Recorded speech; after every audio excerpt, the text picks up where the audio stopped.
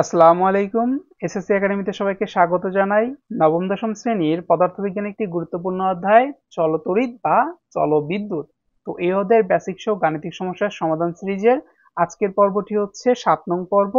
7 নং পর্বে আমরা আমাদের যে গুরুত্বপূর্ণ যে সকল টপিক ছিল, যেগুলো জানলে আমরা এই অধ্যায়টি পরিপূর্ণভাবে জানতে পারবো, সেই টপিকগুলোর 7 নম্বর যে টপিক অর্থাৎ রোধ সম্পর্কে জানবো ইনশাআল্লাহ। 7 নং টপিকটি ছিল হচ্ছে রোধ সম্পর্কে। রোধ কি? কোনো পদার্থে রোধ হচ্ছে ইলেকট্রন প্রবাহের বাধা। একটা পরিবাহীর মধ্য দিয়ে যখন ইলেকট্রন প্রবাহিত হবে তখন সে যে বাধার সম্মুখীন হয় সেটাই হচ্ছে মূলত রোধ। অণুপরমাণুগুলো যত বেশি কাঁপাকাঁপি করে একটা ইলেকট্রন তাদের ভেতর দিয়ে যেতে তত বেশি বাধাগ্রস্ত হয়। তাহলে একটা পরিবাহীর মধ্যে যখন অণু বা পরমাণুগুলো বেশি ছোটাছুটি করে, অণুপরমাণু কখন বেশি ছোটাছুটি করে? যখন তাপ দেওয়া হয়। কোনো পরিবাহীতে কি করা হয়? তাপ দেওয়া হয়, তখন তার অণুপরমাণুগুলো ছোটাছুটি করে, কাঁপাকাঁপি করে। এর ফলে ইলেকট্রন অর্থাৎ মুক্ত ইলেকট্রন যাওয়ার ক্ষেত্রে কি হয়? বাধাগ্রস্ত হয়। তখন কি হয়? রোধ বেশি হয়। তাপমাত্রা বাড়িয়ে দিলে যেহেতু অণুপরমাণুগুলো বেশি কাঁপাকাঁপি করে, তাই সবসময়ই কি বলছে এখানে, যে তাপমাত্রা বাড়লে পরিবাহী পদার্থের আপেক্ষিক রোধ কি হয়? বেড়ে যায়। তো তাপমাত্রা যখন বাড়বে আপেক্ষিক রোধ বৃদ্ধি পাবে, আর আপেক্ষিক রোধ বৃদ্ধি পেলে কি হবে? রোধের পরিমাণও বৃদ্ধি পাবে। একে আর দ্বারা প্রকাশ করা হয়। অর্থাৎ রোধকে কি দ্বারা প্রকাশ করা হয়? রোধকে আর দ্বারা প্রকাশ করা হয়। এবার আমরা রোধের সাথে পদার্থের দৈর্ঘ্যের যে সম্পর্ক সেইটা সম্পর্কে জানবো। এইটা একটা পরিবাহীর কথা, পরিবাহী তারের কথা যদি আমরা চিন্তা করি, তাহলে কোনো পদার্থের বা পরিবাহীর যে দৈর্ঘ্য, একটা পরিবাহীর যে দৈর্ঘ্যের সাথে রোধের সম্পর্ক হচ্ছে কি? সমানুপাতিক। কি বলছে এখানে? যে কোনো পদার্থের দৈর্ঘ্য যদি এল হয়, তা যত বেশি তার বাধা তত বেশি হবে, অর্থাৎ রোধের পরিমাণ বেশি হবে।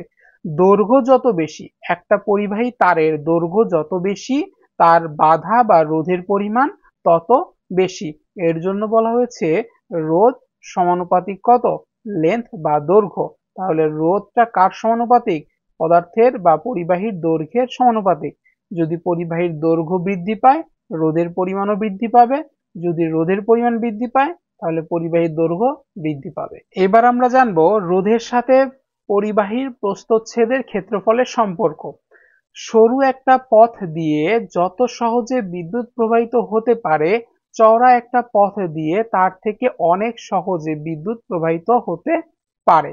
অর্থাৎ প্রস্থচ্ছেদের ক্ষেত্রফল এ যত বেশি, রোধ তত কম।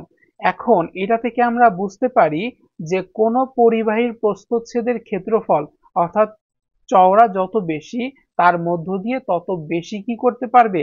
বিদ্যুৎ প্রবাহিত হতে পারবে। আর বিদ্যুৎ প্রবাহিত হতে পারলে রোধের পরিমাণ কমবে, কারণ বাধা হচ্ছে বিদ্যুৎ প্রবাহের ক্ষেত্রে যে বাধা, সেটা হচ্ছে রোধ।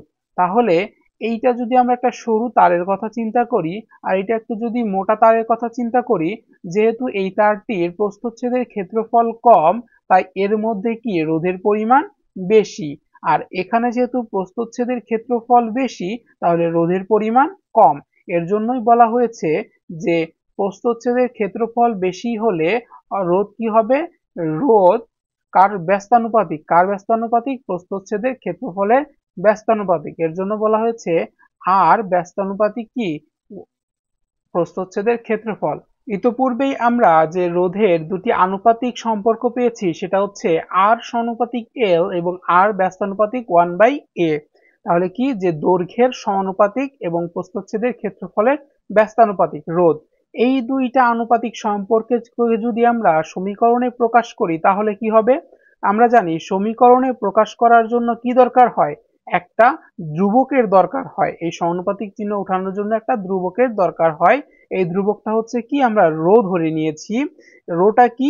রোধ সম্পর্ক আমরা পরে বলতেছি। দেখো এখানে কি হয়, যে যেহেতু রোধের সাথে দৈর্ঘ্যের সম্পর্ক সমানুপাতিক এবং প্রস্থচ্ছেদের ক্ষেত্রফল কি? ব্যস্তানুপাতিক, তাহলে R equal to rho L by A. তো এখানে রোটাকে যদি আমরা এই সাইডে নিয়ে আসি, আরটা এখানে এখানে গেলে কি হয়? আর rho equal to R into A by L. তখন কি হয়ে যাবে? এই যে ভগ্নাংশটা বিপরীত হয়ে যাবে। তো এখন খেয়াল করো, এ হচ্ছে প্রস্থচ্ছেদের ক্ষেত্রফল, এল হচ্ছে পরিবাহীর দৈর্ঘ্য, আর হচ্ছে রোধ, এবং আমাদের যে রো বলছিলাম যেটা একটা কি যে সমানুপাতিক ধ্রুবক ছিল, এটা কি, এটা হচ্ছে আপেক্ষিক রোধ, যেটা সম্পর্কে আমরা একটু আগে জেনেছি।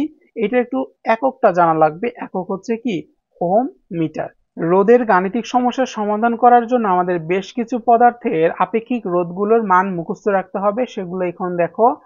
যে আমাদের জানতে হবে রূপার আপেক্ষিক রোধ কত, 1.59 ইন্টু 10⁻⁻8 ওহম পার মিটার। তামার কত, 1.68 ইন্টু 10⁻⁻8। সোনার কত হচ্ছে 2.44 ইন্টু 10⁻⁻8। গ্রাফাইট হচ্ছে 2.50 ইন্টু 10⁻⁻6। হীরা হচ্ছে 1.00 বা 1 ইন্টু 10⁻11, এখানে কিন্তু ইনভার্স বা মাইনাস নেই। এবং বাতাসের যে আপেক্ষিক রোধ সেটা কত, 1.30 ইন্টু 10⁻16। তো আশা করি আজকের ভিডিওটি তোমাদের উপকারে আসবে। ভিডিওটি ভালো লাগলে অবশ্যই লাইক, কমেন্ট, শেয়ার এবং চ্যানেলটি সাবস্ক্রাইব করে পাশেই থেকো।